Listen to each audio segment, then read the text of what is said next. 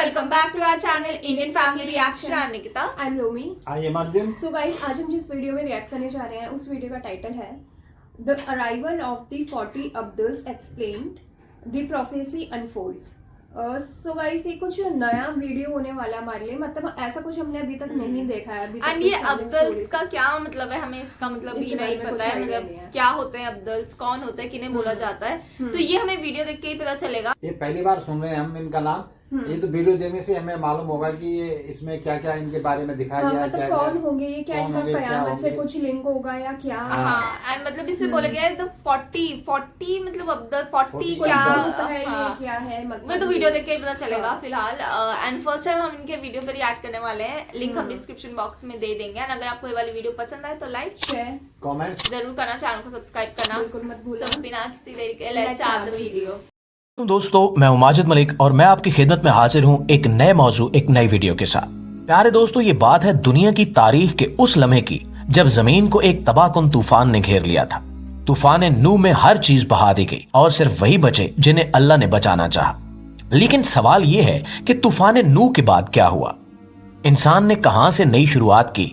वो पहली सरजमीन कौन सी थी जिस पर इंसान ने कदम रखा और वहां कैसा तामीराती सफर शुरू हुआ? ये कहानी शुरू होती है एक ऐसी जमीन से जिसे आज हम शाम के नाम से जानते हैं. जी हां, वही शाम जो अंबिया की सरजमीन है, यानी बरकतों की सरजमीन. तूफान के बाद सबसे पहली दीवार हुरान में तामीर हुई. इसके बाद दमिश्क ने अपनी बुनियादों को मजबूत किया और फिर बाबिल जो इल्म हिकमत का मरकज बना. लेकिन ये सब कुछ एक आम तामीराती सिलसिला नहीं था. ये वही जमीन है जिसे रसूलुल्लाह सल्लल्लाहु अलैहि वसल्लम ने ईमान का आखिरी किला कहा था. वही जमीन जहां हजरत ईसा अलैहिस्सलाम क़यामत से पहले नाजिल होंगे. और ये कहानी सिर्फ तारीख की नहीं, ये मुस्तकबिल की एक झलक भी है. लिहाजा आज की वीडियो में हम आपको लेकर चलेंगे उस तूफान के बाद के सफर पर जहां से इंसानियत की नई तारीख लिखी गई. और हम जानने की कोशिश करेंगे कि शाम, हुरान और बाबिल का एक दूसरे से क्या गहरा ताल्लुक है और शाम को क्यों क़यामत के अहम वाक़यात का मरकज समझा जाता है. तो दोस्तों तैयार हो जाइए, क्योंकि ये सिर्फ एक वीडियो नहीं, ये एक हैरत अंगेज इंकिशाफ है जो आपकी सोच को बदल कर रख देगा. लेकिन वीडियो शुरू करने से पहले कमेंट सेक्शन में हमें यह जरूर बताइएगा कि आपका ताल्लुक किस सरजमीन के कौन से मुल्क से है. प्यारे दोस्तों, जब तूफान नू खत्म हुआ तो जमीन पर जिंदगी के आसार दोबारा जाहिर होना शुरू हुए. लेकिन ये वो वक्त था जब जमीन मुकम्मल तौर पर वीरान हो चुकी थी. पहाड़ों के अलावा सब कुछ पानी में बह गया था. हजरत नूह अलैहिस्सलाम और इनके साथियों ने एक नए सफर का आगाज शुरू किया. जमीन पर कदम रखने के बाद सबसे बड़ा सवाल यह था कि तामीरात कहां से शुरू की जाए. उसी लम्हे तारीख ने हुरान का इंतखाब किया. ये वो मकाम था जहां तूफान के बाद सबसे पहली तामीर की गई. हुरान की दीवारें वो अवलीन निशान हैं जिन्होंने इंसान के नए दौर की बुनियाद रखी. फिर इसके बाद दमिश्क, जो आज भी दुनिया के कदीम तरीन शहरों में शुमार होता है, इंसानी तहजीब का मरकज बनने लगा. दमिश्क क्यों आम था? क्योंकि ये एक महफूज और रूहानी जगह थी. ये वही सरजमीन है जिस पर कई अंबिया के कदम पड़े. यहाँ की फिजा और जमीन को हमेशा से बरकतों का गहवारा समझा गया. और फिर तारीख हमें बाबिल की जानिब ले जाती है. बाबिल जो कि इल्म, ताकत और तहजीब का गहवारा था, उसी दौर की अजीम तामीरात में से एक है. तूफान के बाद ये तीनों मकामात न सिर्फ इंसानी रिहाइश के मराकिज बने बल्कि रूहानी तौर पर भी बहुत अहम रहे. हुरान, दमिश्क और बाबिल का ये ताल्लुक हमें बताता है कि इन तीनों जगहों ने तूफान नू के बाद इंसानियत को एक नई सिमत दी. ये तमाम मकामात शाम के गिरदो नवा में वाक़ हैं, जो इस खित्ते की अहमियत को और भी बढ़ा देते हैं. ये वही जगह हैं जहां से दुनिया की तहजीब और रूहानियत ने जन्म लिया. लेकिन शाम का किस्सा यहीं खत्म नहीं हो जाता. प्यारे साथियों, शाम वो सरजमीन है जिसे रसूलुल्लाह सल्लल्लाहु अलैहि वसल्लम ने दुनिया की सबसे बरकतों वाली जमीन करार दिया. रसूलुल्लाह सल्लल्लाहु अलैहि वसल्लम की कई अहादीसे मुबारका में शाम का जिक्र एक अहम मकाम के तौर पर आया है. आप सल्लल्लाहु अलैहि वसल्लम ने फरमाया कि शाम वो जगह है जहां कयामत से पहले ईमान की रोशनी बाकी रहेगी. रसूलुल्लाह सल्लल्लाहु अलैहि वसल्लम ने अपनी हयात मुबारका में शाम की फतह की खबर दे दी थी. आप सल्लल्लाहु अलैहि वसल्लम ने फरमाया था कि एक दिन ये सरजमीन इस्लाम के जेरे साया आ जाएगी और यहाँ के लोग ईमान के किले में जमा होंगे. ये पेशगोई उस वक्त एक मौजज़ा लगती थी, क्योंकि शाम रोमी सल्तनत के जेरे तसल्लुत था, जो उस दौर की सबसे बड़ी और मजबूत सल्तनत थी. लेकिन रसूलुल्लाह सल्लल्लाहु अलैहि वसल्लम की पेशगोइयों के चंद साल बाद खिलाफत सदीकी में शाम को फतह करने का सिलसिला शुरू हुआ حضرت ابو بکر صدیق رضی اللہ تعالی عنہ نے اسلام کے جھنڈے کو شام کی زرزمین تک پہنچانے کے لیے اپنی فوجیں روانہ کی۔ اس وقت شام میں کئی اہم جنگیں ہوئیں جن میں مسلمان مجاہدین نے اپنی جانوں کا نذرانہ دے کر اس برکتوں والی زمین کو آزاد کرایا۔ حضرت عمر فاروق رضی اللہ تعالی عنہ کے دور میں یہ فتح مکمل ہوئی۔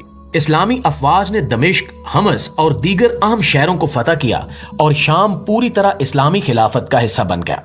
حضرت خالد بن ولید رضی اللہ تعالی عنہ اور دیگر صحابہ کرام نے ان فتوحات میں اہم کردار ادا کیا۔ شام کے لوگوں نے اسلام کو دل سے قبول کیا اور یوں یہ خطہ اسلامی تہذیب و تمدن کا گہوارہ بن گیا۔ یہ سب کچھ رسول اللہ صلی اللہ علیہ وآلہ وسلم کی اس پیشگوئی کی سچائی کا واضح ثبوت تھا کہ شام ایک دن اسلام کے زیر سایہ ہوگا۔ اس وقت دنیا حیرت میں تھی کہ کس طرح ایک چھوٹے سے گروہ نے رومی سلطنت جیسی طاقتور سلطنت کو شکست دی اور شام کو برکتوں کا گہوارہ بنا دیا۔ پیارے دوستو، شام کی سرزمین کو صرف ایک جغرافیائی خطہ سمجھنا اس کی اصل حقیقت سے بہت کم ہے۔ یہ وہ سرزمین ہے جسے قیامت سے پہلے ہونے والے اہم ترین واقعات کا مرکز قرار دیا گیا ہے۔ رسول اللہ صلی اللہ علیہ وآلہ وسلم کی احادیث میں شام کا ذکر قیامت کے دنوں کی کئی نشانیوں کے ساتھ آیا ہے جو اس کی روحانی اور تاریخی حیثیت کو مزید بڑھا دیتا ہے۔ رسول اللہ صلی اللہ علیہ وآلہ وسلم نے فرمایا کہ قیامت کے قریب حضرت عیسیٰ علیہ السلام دوبارہ زمین پر تشریف لائیں گے اور ان کا نزول دمشق کی جامع مسجد کے مشرقی مینار پر ہوگا۔ یہ وہ لمحہ ہوگا جب دنیا ایک غیر معمولی تبدیلی کے دہانے پر ہوگی۔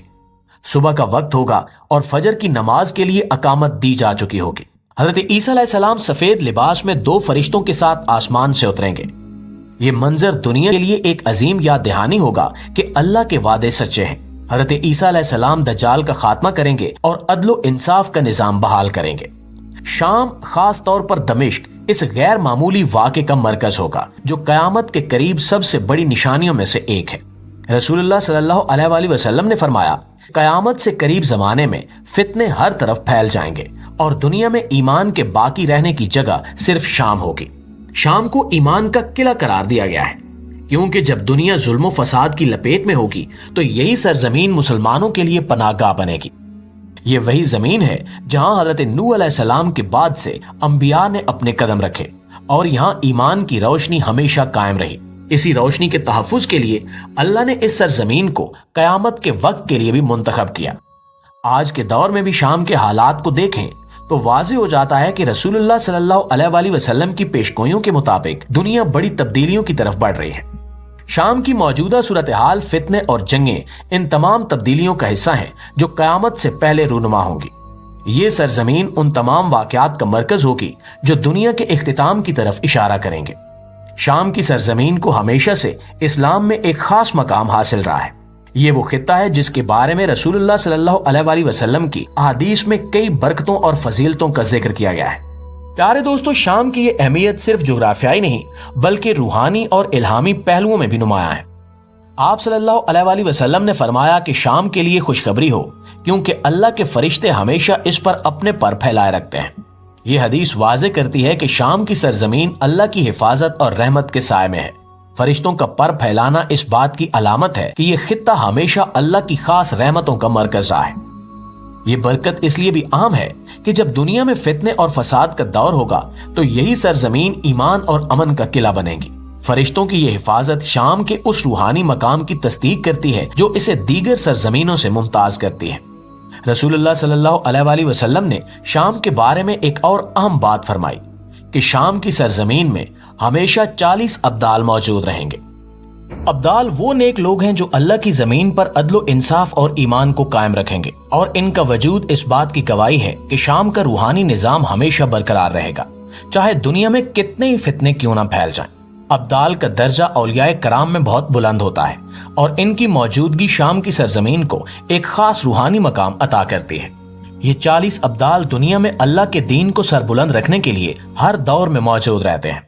ناظرین گرامی، رسول اللہ صلی اللہ علیہ وآلہ وسلم نے قیامت سے پہلے ایک عظیم جنگ کا ذکر کیا جسے ہرمجدون یا جنگ عظیم کہا جاتا ہے۔